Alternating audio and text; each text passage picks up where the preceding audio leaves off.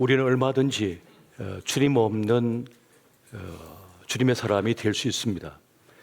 말로는 그리스도 예수의 사람이라고 말을 하지만은 그 속에 주님 없이 살아가는 주님의 사람이 될 수 있다는 것입니다. 무림한 크리스찬인 이들이 많은 세상을 지금 우리가 살아가고 있습니다. 그래서 그 중심에 주님이 있는가 없는가가 매우 중요한 관건이 되고 있는 것입니다. 사무엘 선지자는 하나님의 명을 쫓아서 기름 부을 자를 찾기 위하여 이새의 집에 찾아갔습니다. 그리고 이새의 장자인 엘리압을 보고 그 출중한 모습을 보면서 이 사람이야말로 하나님께서 기름을 붓고자 하시구나 하는 생각을 가졌지만 하나님께서는 말씀하기를 내가 그를 버렸노라 라고 말씀합니다. 사람은 외모를 보지만은 하나님은 그 사람의 중심을 보신다라고 말씀을 하십니다. 그러면서 그 집의 막둥이였던 목동 다윗을 기름을 붓게 하십니다. 다윗을 향해서는 내 마음에 합한 자라, 내가 그를 통하여 내가 하고자 하는 모든 일을 행할 것이다 라고 말씀하는 것을 우리가 보게 됩니다. 주님이 있는 사람, 주님이 있는 주님의 사람은 주님의 뜻을 구합니다. 우리도 얼마든지 내 경험과 내 지식과 실력을 가지고 어떤 선택을 하고 결론을 내리고 결정을 내릴 수가 있습니다. 하지만 무슨 일이든지 쉬워 보이는 그 일들 속에서도 주님의 뜻이 과연 어디 있는가를 찾는 사람, 주님의 뜻을 묻는 사람이야말로 주님이 있는 주님의 사람이라고 말할 수 있겠습니다. 아브라함과 이삭, 그리고 리브가, 그리고 엘리에셀, 부두엘, 라반이 등장하는 이 창세기의 스토리 속에서 공통점이 있다면 그들은 하나같이 자신들의 운명을 하나님께 맡기고 있다는 것입니다. 주님의 뜻을 찾고자 했다는 것입니다. 우리 인생 속에서 결혼은 중대사이죠. 정말 중요한 것이 결혼이라고 하는 것입니다. 이 소녀 리브가의 인생이 달린 일입니다. 이 일에 있어서 아버지 부두엘과 오빠인 라반은 이 일이 주님께로부터 왔으니 우리는 가부를 말할 수 없다는 말을 하고 있는 것을 보게 됩니다. 주님의 뜻이라면 내가 좋고 나쁘다 말할 수 없다는 것입니다. 찬성도 반대할 권리도 없다고 지금 말하는 것입니다. 주님의 뜻에 기인하여 주어진 일이라면 그것을 따져 물을 수 없다는 그 말을 하고 있는 것입니다. 그저 수용하고 따를 뿐이다, 순명할 뿐이다 라고 말씀을 하는 것입니다. 소녀 리브가는 자신의 운명을 주의 뜻에 의탁하고 나아갑니다. 누구든지 자유를 누리지 못하는 영역이 있습니다. 내일이라고 하는 시간입니다. 미래라고 하는 시간입니다. 그 영역만큼은 우리가 자유를 누릴 수가 없습니다. 누구도 장담하지 못하는 것이 내일의 시간이요, 미래의 시간입니다. 그래서 우리는 안전장치를 많이 마련합니다. 여러 가지 보험을 듭니다. 연금을 준비합니다. 인맥을 쌓습니다.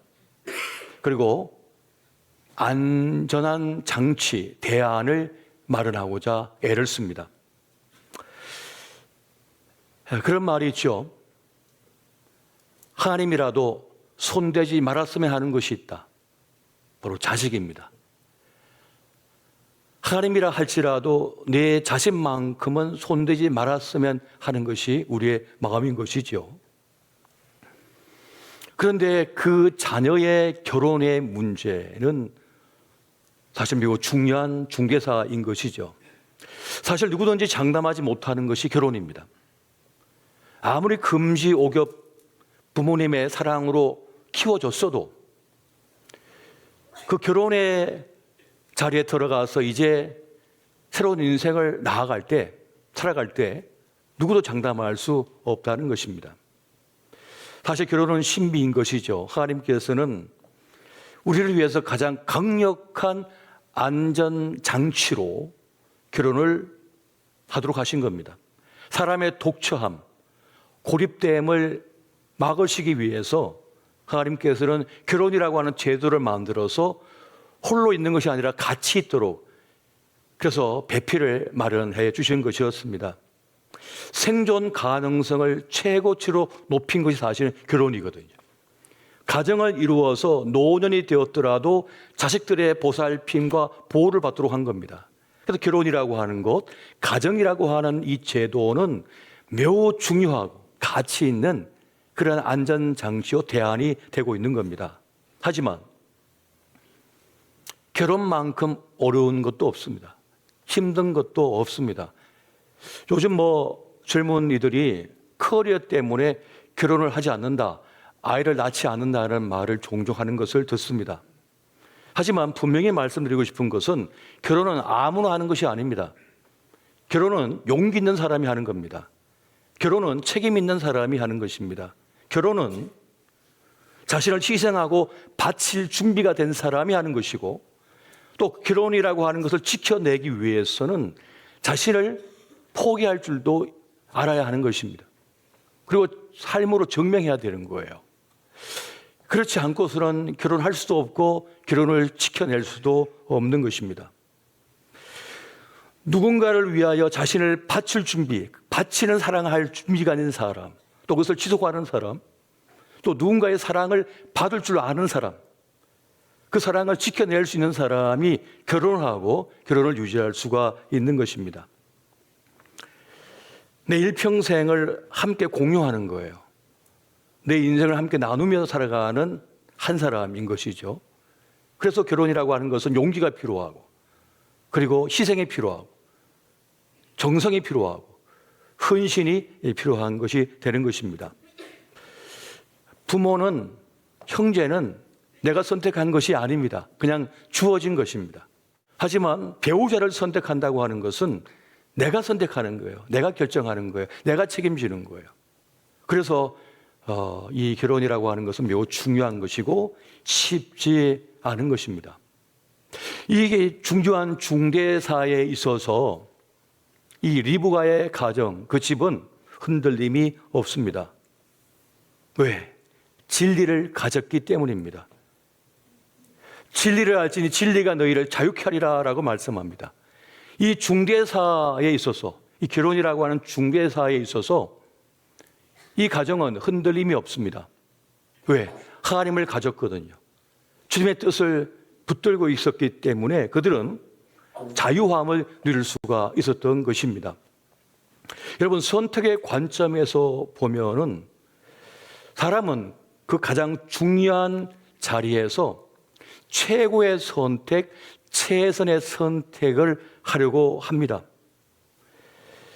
그 선택적 행동에서 그 사람이 무엇을 믿는지가 드러나는 것입니다.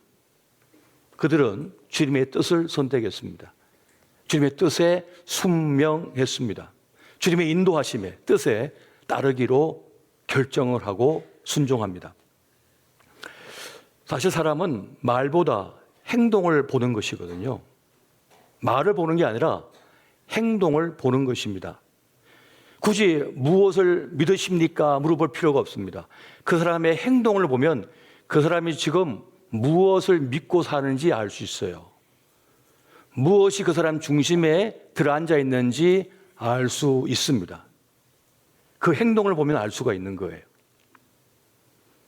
주님이 그 안에 있으면 주님의 뜻에 자신을 순명하여 따릅니다.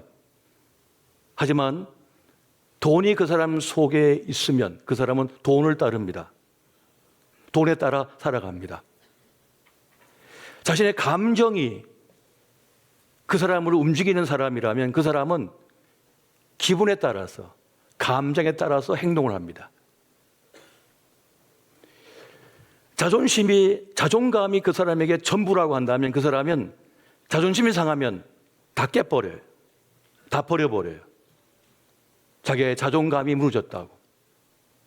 하지만 주님의 뜻을 최고로 여기는 사람, 주님을 모신 사람은 자신의 감정, 자신의 자존심, 물질적 손해, 불편함, 억울함 상관이 없습니다. 주님 뜻에 따라 그냥 순명하고 살아간다는 것입니다. 욥은 고난의 시간을 통해서 하나님을 깨달았습니다. 그리고 자신의 인생의 의미와 가치를 깨달아 버렸어요. 하나님의 섭리 속에 자신의 고난이 있다고 하는 사실을 알아버렸습니다. 그래서 마지막 순간에 하나님께 영광을 올리는 장면을 우리가 보게 됩니다. 세상은 정말 복잡하기 이를 데가 없지요. 지금 우리 주변에 일어나고 있는 이 모든 사건들, 이 일들을, 이 지구촌에 일어나고 있는 수많은 일들을 우리가 보면서 그 의미를 다 알 길이 없습니다. 단지 그저 자신의 입장에서 세상을 바라볼 뿐입니다. 이스라엘 사람은 이스라엘 입장에서 그 전쟁을 보고, 팔레스틴 사람은 팔레스틴 입장에서 그 전쟁을 바라봅니다. 러시아 사람은 러시아 입장에서 그 전쟁을 보고 있고, 우크라이나 사람들은 자신의 입장에서 그 전쟁을 바라보고 있는 겁니다. 지금 우리나라에서 일어나고 있는 이 혼돈의 사건 속에서도 각자 가진 정치적인 입장이나 어떤 이념에 따라서 지금 이 사건을 바라보고 있습니다. 다 각각 다르다는 것이에요. 하지만 그리스도 예수의 사람들은 분명한 지향점이 있습니다. 그 중심에 가진 그 중심을 가지고 세상을 바라보는 거예요. 하늘과 땅에 있는 모든 것이 예수 그리스도를 중심으로 통일되고 지금 조각 맞춤되고 있다고 하는 사실을 믿는 하나님의 사람들은 하나님의 큰 계획 속에 이 모든 사건이 있다라고 믿습니다. 하나님의 구원의 큰 계획, 하나님의 큰 구원의 그림 속에 이 모든 것이 있다, 하나님의 섭리 속에 있다고 믿어버립니다. 그래서 웬만한 사건, 어떤 문제 앞에서 절망하지 않습니다. 그림 가운데 점묘법이라고 하는 게 있어요. 점이 막 찍혀지고 있습니다. 10개 찍혔을 때는 도무지 알 길이 없습니다. 100개가 찍혀도 도무지 알 길이 없습니다. 1000개가 찍혀도 도무지 알 길이 없습니다. 그 큰 도화지에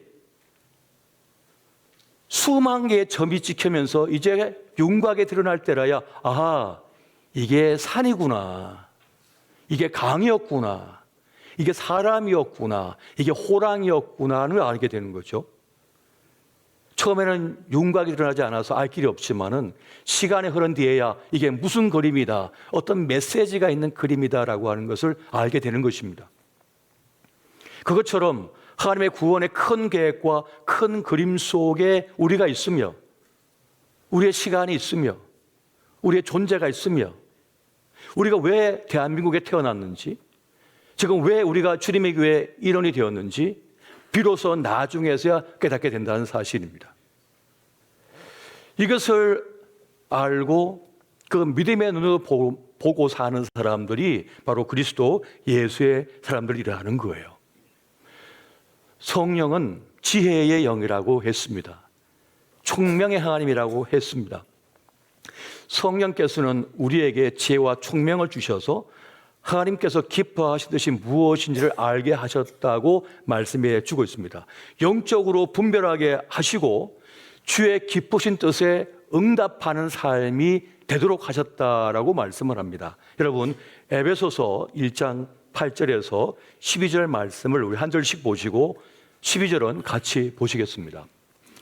이는 그가 모든 지혜와 총명을 우리에게 넘치게 하사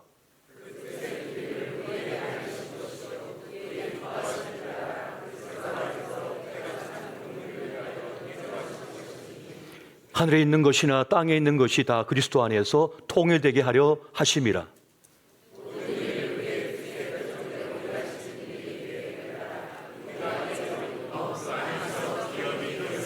다 같이, 이는 우리가 그리스도 안에서 전부터 바라던 그의 영광의 찬송이 되게 하려 하심이라. 아멘.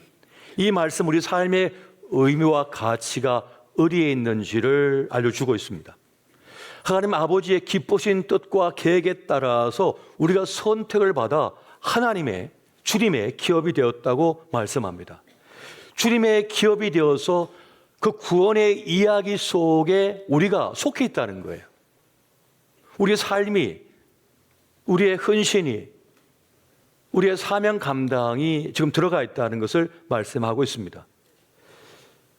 그리고 그 부르심 앞에 우리는 할 말이 없다는 거예요. 가부를 말할 수 없답니다. 싫고 좋다를 말할 수 없답니다. 그저 우리에게 주어진 것이기 때문에 그 주의 뜻에 순명할 뿐임을 지금 우리에게 말씀하고 있다는 것이에요.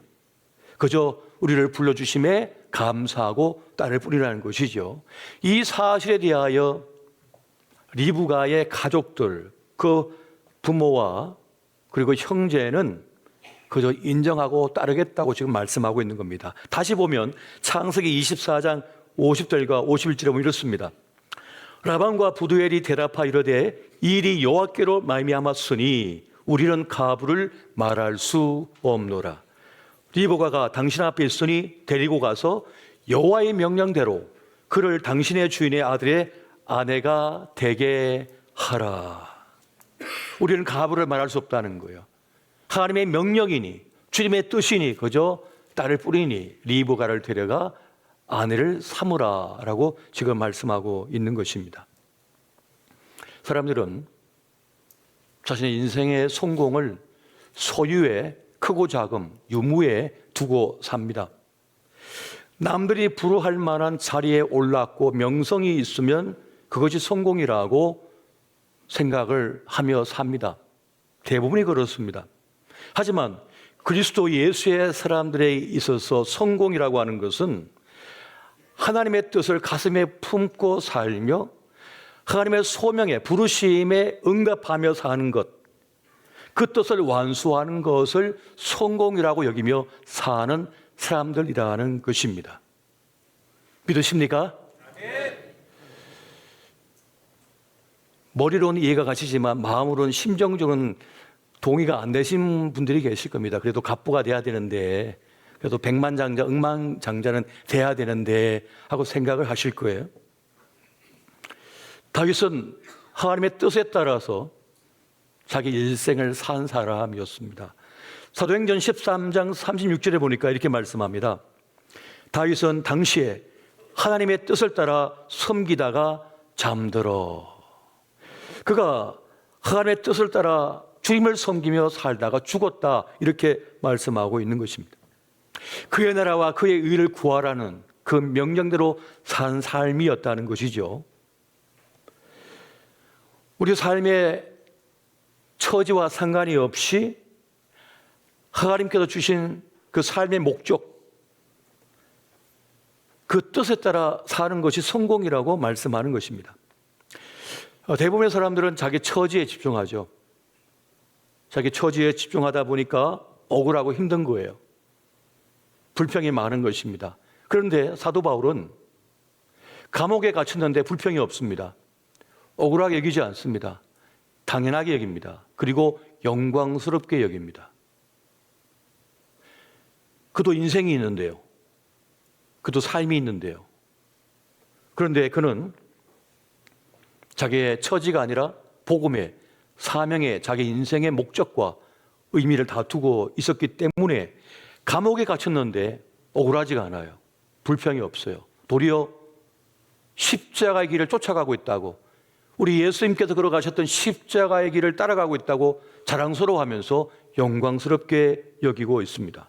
그런 풀려나기를 위하여 기도하지 않습니다. 전도의 문이 열어지기를 도리어 기도하고 있지요. 이것이 어떻게 가능한 것입니까? 그에게는 존재의 영광이 있었습니다. 여러분, 오늘 우리가 잃어버린 게 뭡니까? 존재의 영광스러움이에요. 우리가 영광의 빛을 잃어버렸습니다. 자본주의의 체제 속에 살다 보니까 영광을 상실해버렸어요. 모든 것이 돈으로 환산되어져 가는 세상을 살다 보니까 존재 영광을 상실해버린 거예요. 얼마 받아, 얼마짜리야 하는 것으로 가치를 매기는 세상 속에 살다 보니까 자기의 존재 영광을 상실해버린 것입니다.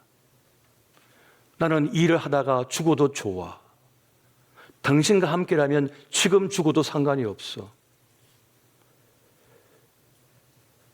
너가 내 아들인 것이 너무나 감사하단다. 이게 존재의 영광이죠.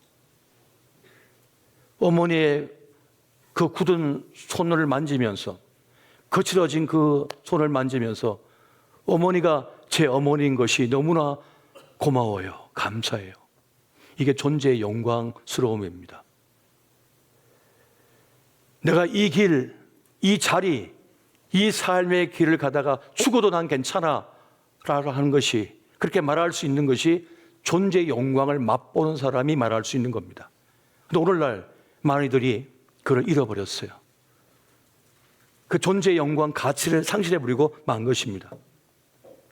그런데 주님의 뜻을 따르는 사람은 그 뜻에 자신의 운명을 맡겨버리죠. 자기의 목숨을 바쳐버립니다. 순명하는 삶을 사는 것입니다. 주님의 뜻에 따라 살아갈 뿐 흔들림이 없는 거예요. 땅에 매이지 않고 하늘에 매여 살기 때문인 것입니다. 오늘 우리가 잃어버린 것이 바로 이것인 것이에요. 주의 뜻이라면 나는 지워줘도 괜찮아. 난 중심이 없어 상관없어. 내 이름 석자 지워줘도 괜찮아. 주의 뜻이면. 조금 손해봐도 괜찮아. 억울한 일을 당해도 괜찮아. 난 죽어도 괜찮아. 라고 하는 이 존재의 영광, 사명의식, 주의 뜻을 상실해버렸어요. 그래서 지리멸렬한 신앙생활을 하는 거예요. 시시한 신앙생활을 하는 거예요. 그래서 예배의 영광을 맛볼 수가 없는 것입니다. 조금만 불편하면 예배 안 나오니까, 조금만 손해보고 조금만 감정 상하면 예배를 포기해버리니까, 직분을 포기해버리니까 사단이가 제일 좋아하는 사람인 거죠.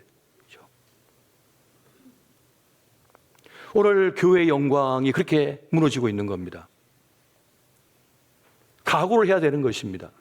여러분, 소방대원이 불을 끄다가 사람을 구하다가 몸 이곳저곳에 화상을 입었어요. 그건 십자가 영광인 거예요. 창피한 것이 아닙니다. 십자가 영광인 것이에요. 자식을 키워내기 위해서 어머니가, 아버지가 이 세상, 험한 세상에서, 거친 세상에서 허리가 부서지고 얼굴에 주름이 생기고 손 마디마디가 관절염이 생겨서 아파요. 십자가의 영광인 거예요. 그걸 자랑스러워할 수 있어야 되는 거예요. 연세 드신 우리 어머니, 허리가 꼬부라진 우리 어머니를 자랑스럽게 여길 수 있어야 되는 거예요. 자식은 형편 없어진 우리 아버지를 다른 사람들에게 내 아버지예요, 내 어머니예요라고 자랑스럽게 얘기할 수 있어야 된다고요. 근데 아버지를 부끄러워하고 어머니를 부끄러워한다? 배은망덕한 자식이죠. 자기의 존재 영광을 상실한 사람의 모습이에요. 오늘 우리가 되찾아야 될 게 뭡니까? 진짜 우리가 회복해야 될 것이 무엇입니까? 주님의 뜻에 순명할 줄 아는 사람이 돼야 되는 거예요. 주님의 뜻이라면 그냥 순종하는 겁니다. 여러분, 결국 주님의 뜻은, 주님의 계획은 반드시 성취가 되어집니다. 예언했던 거, 말씀하셨던 것이 다 이루어졌어요. 구약과 신약을 보면 다 이루어졌습니다. 요한계시록에 있는 그 예언의 말씀도 다 이루어질 것입니다. 그건 뭘 말하는 겁니까? 최종적 승리가 주님께 있다는 거예요. 주님 뜻 가운데 이루어진다는 거예요. 그리고 주님께서 우리를 부르셨습니다. 주의 뜻하심 속에 우리를 부른 거예요. 이삭의 아내가 되도록 리브가를 부른 것처럼 주님께 우리를 부르셨다는 거예요.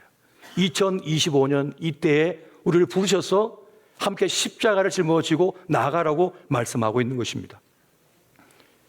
가룟 유다를 유혹했던 것처럼, 대마를 유혹했던 것처럼 사단은 찾아와서 세상의 마음을 뺏기도록 흔듭니다. 그래서 가룟 유다, 대마는 그 영광의 직분을 버리고 떠나버렸죠. 하지만 끝까지 지킨 이들이 있었습니다.